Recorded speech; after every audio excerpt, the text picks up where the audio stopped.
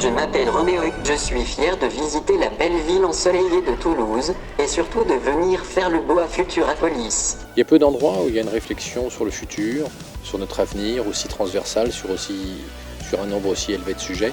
C'est ce qui fait la particularité de Futurapolis. On parle de transition énergétique, on parle de high-tech, on parle du cœur, de la chirurgie du cœur, on parle de sujets très sérieux et les gens sont au rendez-vous et c'est ça qui est génial.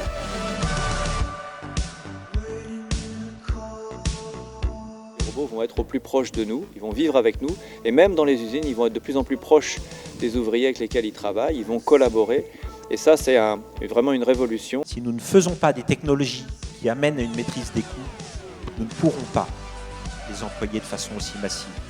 C'est un élément, un driver déterminant de l'évolution technologique.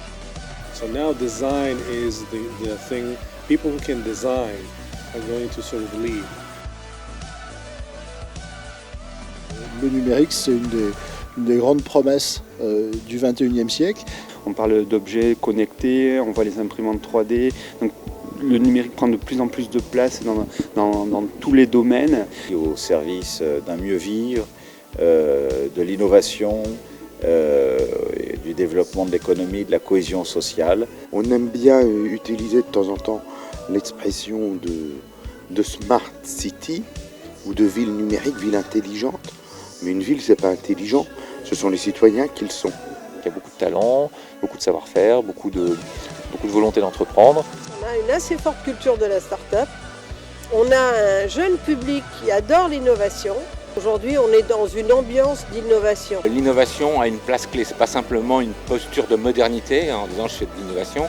Non, il n'y a pas un acteur, il n'y a pas un secteur qui ne soit pas à l'aube de transformations très élevées, très importantes. L'innovation est de nouveau là dans l'énergie. Elle n'était plus depuis quelques années, elle revient. Et l'événement de ce soir, la basilique Saint-Cernin, va symboliser finalement ce que l'électricité apporte aujourd'hui. Cette année, on a un peu innové et nous avons décidé de venir ici dans cette basilique magnifique pour poursuivre les débats que nous avons au Centre des Congrès Pierre Baudis. En tout cas, tout cela nous invite à une chose, soyons des bâtisseurs. On reviendra l'année prochaine, ce sera encore mieux.